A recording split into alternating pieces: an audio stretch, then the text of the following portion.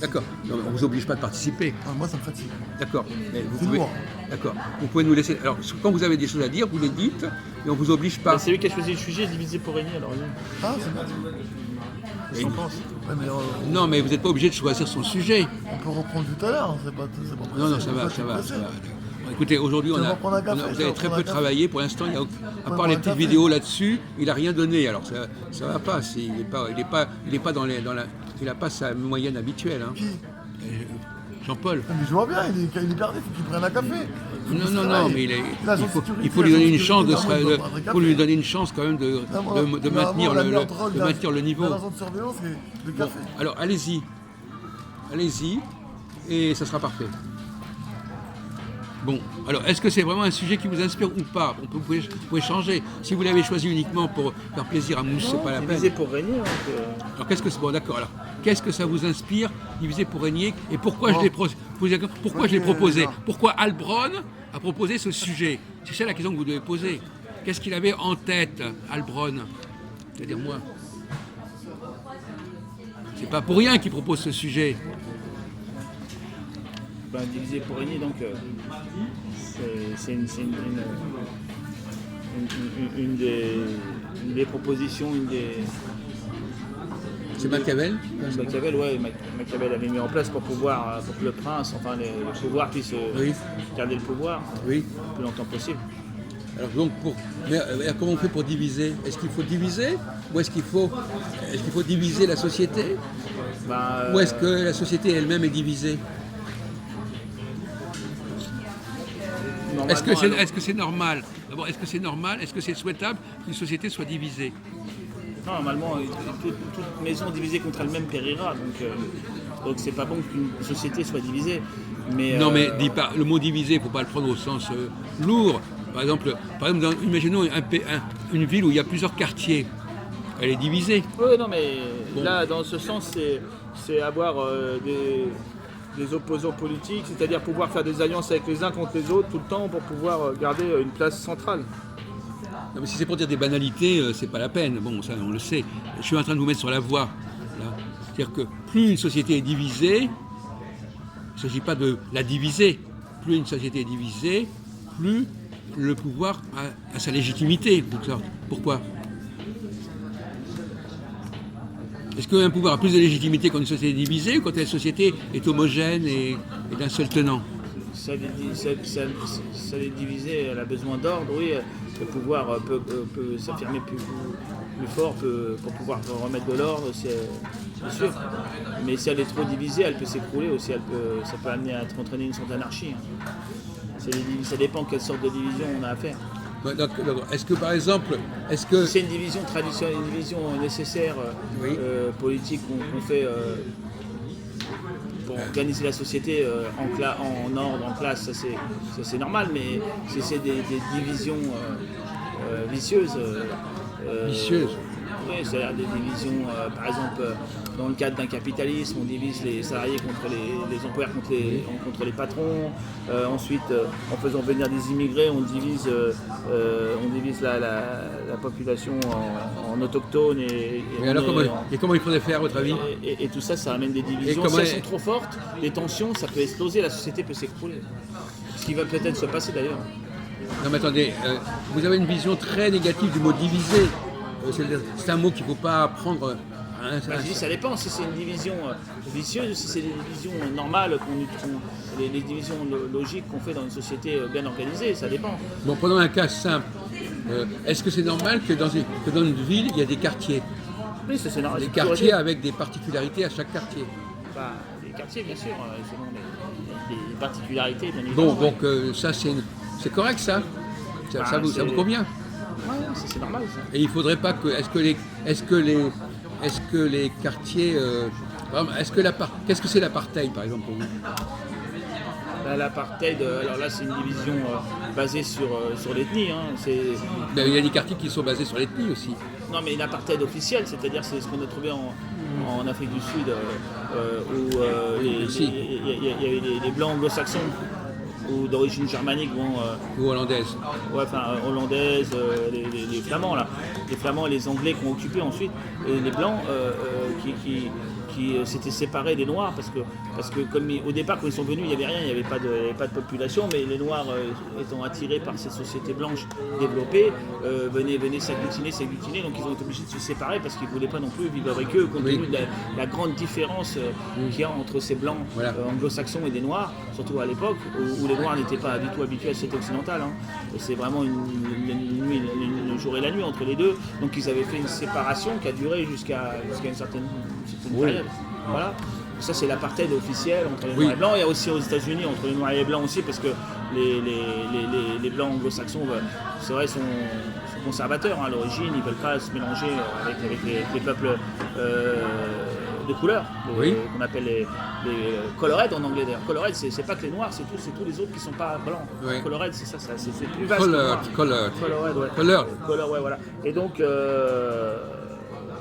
c'est vraiment une apartheid, une séparation stricte avec des interdits de toilettes pour les blancs, toilettes pour les noirs. Donc quel est le rôle de l'État dans ces cas-là, monsieur Pic? L'État il doit maintenir les choses, faire en sorte que faire en sorte que quoi, justement? Faire en sorte que tout se passe bien, que tout le monde soit à sa place. Sa place, ça veut dire quoi? Qu'ils ne se mélangent pas, par exemple? Si c'est une apartheid, ils font en sorte qu'ils ne se mélangent pas. Non, mais sans parler d'apartheid. Ils évitent les mariages mixtes, ils luttent contre les mariages mixtes, ils essayent de... Enfin, ils ne peuvent pas complètement, parce qu'il y a toujours des gens qui vont se mélanger, mais ils essayent quand même de faire en sorte que chacun soit dans son domaine. Par exemple, est-ce qu'ils pourraient séparer les transports? Transport pour les uns, transport pour les autres. C'est ce qu'ils ont fait, oui.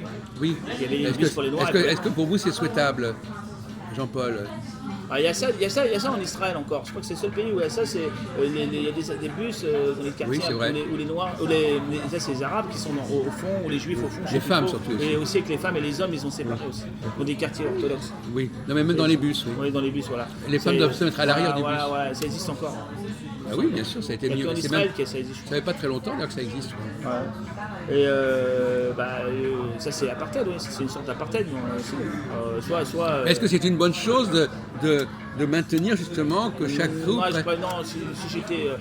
oui, voilà, si vous étiez... une société, on a fait une société complètement blanche, l'État blanc là, où il n'y a pas du tout de noirs. D'ailleurs, il n'y a pas du tout de gens qui sont même latins ou italiens ou allemands. C'est vraiment des flamands. Vous parlez flamand, il faut être occidental, il faut être d'origine flamande ou hollandaise. Les bourses. Ils ont fait un État blanc. Ils ne sont pas du tout racistes, mais ils veulent vivre contre eux. Et ils invitent les autres qui sont latins, qui sont germaniques ou qui sont noirs ou ce qu'on veut, à faire la même chose. La société de chacun, une sorte de communautarisme. Complètement séparée, ce qui est différent d'une apartheid où il y en a qui sont d'une certaine race et d'autres d'une autre. Comme ça, il n'y a pas de problème. Et moi, je serais plus dans ce sens-là, où chacun vit dans sa société vraiment propre, homogène, et ils peuvent se voir à la limite à l'extérieur dans un endroit mixte où tout le monde pourrait se voir, mais chacun vit dans son monde. Comme ça évite des tensions et des problèmes. Moi, et concernant les femmes et les hommes, à votre avis, il faudrait aussi les séparer, par exemple, des cafés où il y aurait les parties pour les hommes? Enfin, chez nous, les Occidentaux, donc on est catholiques ou même protestants, c'est pas possible. Et peut-être dans le milieu musulman, et encore, je sais pas si c'est dans tout le musulman, chez les Indiens, hindous, chez les dans les synagogues, on sépare les femmes et les hommes. Oui, ça c'est dans l'église aussi, normalement, on met les femmes d'un côté, mais là, dans l'église, mais dans la société, au dehors, au café, tout ça, dans les... Mais de facto. Non. Alors, mais attendez, il y a le de facto. Est-ce que vous savez très non. bien que dans les sociétés, moi, je suis pas d'accord. de facto,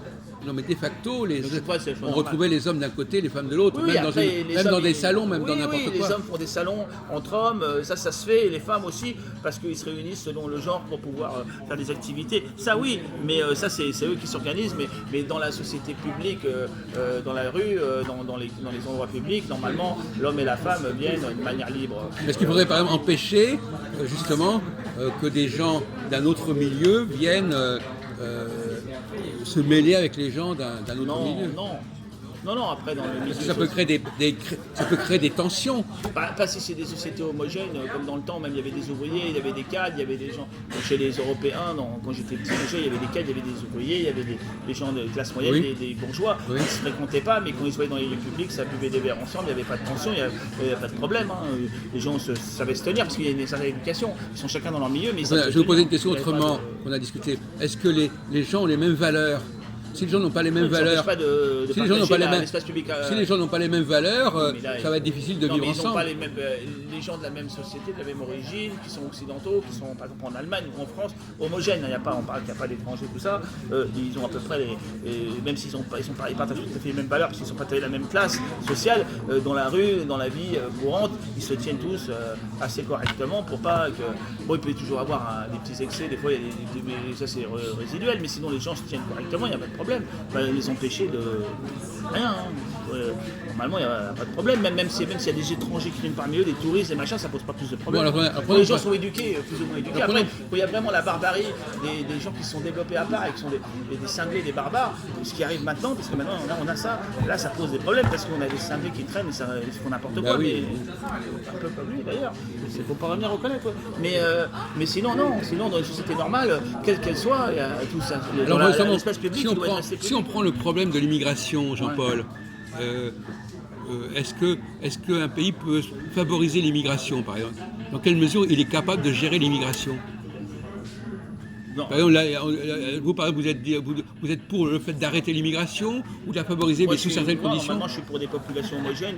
L'immigration, je la conçois qu'entre gens de la même civilisation, par exemple. Mais si on les met à part, il n'y a pas de problème. Non, mais après on l'a déjà fait dans le temps où, par exemple, certaines personnes de certains pays viennent pour renforcer l'autre parce qu'ils ont un problème ponctuel, par exemple des inondations et tout. Dans les temps anciens, ça se faisait. Il y a des gens qui venaient de Pologne, par exemple, en Ukraine ou de France, en Belgique pour aider. Ah oui. C'est des cousins, ils ont la même religion, machin. Ça, il n'y a pas de problème. Et après, ils repartent chez eux et on s'entraîne entre nations de la même origine. Il n'y a pas de problème.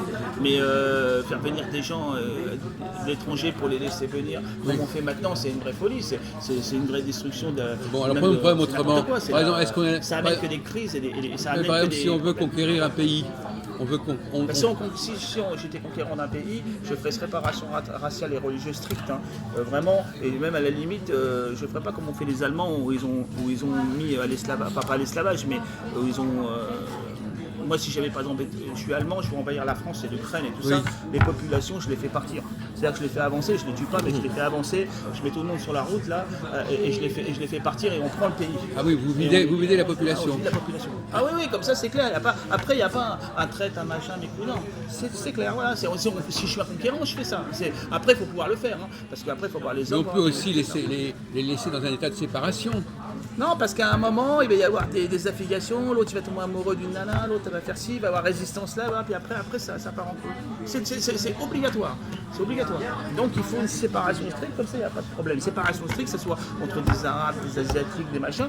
Si on fait une conquête, on sépare strictement, on vide des populations, parce qu'elles ont été vaincues, elles sont vaincues, on les dégage, mais on les garde pas comme esclaves. Et même celui qui balaye les chiottes, le dernier, par exemple si c'est les Allemands, si c'est le Reich, ou si c'est des Arabes qui dominent, le dernier qui balaye les chiottes dans le pays, il est de la nationalité, il est saoudien ou il est allemand, le dernier qui récure, même celui qui fait le travail le plus bas. Il ne faut pas utiliser des gens d'un autre. On n'utilise pas des gens, voilà. Après, on peut prendre certains savants sous certaines conditions, parce que c'est vrai que là, la qualité intellectuelle, on ne peut pas se permettre de la négliger, mais on ne mélange pas, on le sépare, c'est la technique la plus adéquate, à mon avis, pour ne pas avoir de problème après. Qu'est-ce que vous en pensez, Jean-Marc? Vous êtes d'accord avec ce que dit le sieur Jean-Paul? Voilà. Comment? Dans le cadre d'une bah si, quand même, on peut réagir à ce qu'il dit, quand même. C'est la méthode la plus simple, pas de problème. Après, il n'y a pas de problème. Je sais pas si on va pas être censuré avec des propos comme ça. Bah non, je vois pas à quoi ça. Parce que là, on me demande ce que je ferais si j'étais. Moi, je suis pas conquérant, je suis rien du tout.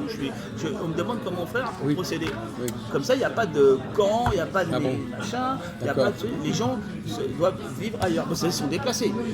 Ils perdent ce qu'ils ont conservé. S'ils l'avaient conservé par la force. Vous me surprenez un petit peu quand même. Hein. C'est une méthode la plus claire. Ah oui, mais enfin, généralement, c'est pas comme ça que ça se passe. Non, mais généralement, après, ça part en couille. Après. Généralement, ça fait plus. Alors, on les envoie où? On les repousse après, bien sûr. En dehors de leur propre pays. Oui. Ah, si vous voulez conquérir, vous faites ça. Vous non, généralement, les conquêtes ne se passent pas comme ça. Vous avez des exemples de conquêtes de ce genre? Dans la fameuse dystopie où vous avez la servante rouge? Oui, la servante écarlate, c'est pas tout à fait comme ça parce que les Américains, ils les ont gardés quand même. Les Américains, c'est les Américains. Mais les autres, ils les ont dégagés, ils sont réfugiés dans des pays étrangers, à l'extérieur, et certains se sont même réfugiés parce qu'ils ont fui. Mais à un moment, il y a 2 lesbiennes, donc elles ne peuvent pas être lesbiennes, c'est interdit dans cette dystopie-là. Et il y en a une qui est américaine, donc elle ne peut pas partir avec l'autre, il la laisse partir parce qu'elle est canadienne. Oui. Donc ceux qui sont étrangers, allez-y, vous pouvez sortir. Mais là, il les on est garde. dans la dystopie, là. C'est une dictature dystopique, et ils les gardent parce qu'ils gardent les leurs parce qu'ils ont besoin de personnel et tout ça, de force. Mais justement, mais ils séparent. on a déjà parlé souvent, que, comme vous avez dit, il y a des cas où certaines activités ne veulent pas être assurées par les gens de la société en question, ça, et on demande à une autre population c'est des de... conneries qui ont été faites parce que ceux qui tiennent le monopole de l'économie veulent baisser les salaires. Oui, je sais. Mais ça, c'est n'importe quoi. Oui. Parce que si on peut taper tout à faire l'inverse, et on trouvera toujours des gens, si on fait une politique de natalité, et les gens trouveront toujours à faire tous les travaux, des plus bas au plus haut, il n'y a pas de problème. Non, parce que justement, les sociétés ont des valeurs qui valorisent certaines choses et pas d'autres. Donc les choses qui ne sont pas valorisées, il faut les faire faire par des gens qui ne sont pas du coup de la société en question. Dans chaque société, tout le monde fasse tout. Voilà, les gens Oui, du on a pays, compris, les autochtones on a compris fassent votre tout position. Et produisent aussi des choses. Oui. Ce qu'avait fait Ricardo en économie, la spécification, Ouais. celui qui fait du blé, l'autre qui Ouais. fait. Moi, je suis pour que tout le monde. Comme ils faisaient au Moyen-Âge, même les Scandinaves faisaient du vin, il n'était pas trop bon, mais c'était le vin de chez eux. Voilà. Chacun fait tout. Oui, comme ça, c'est tout le monde a écologique, tout. écologique. Oui. Je préfère cette façon de faire Oui. qu'une autre. D'accord. Merci.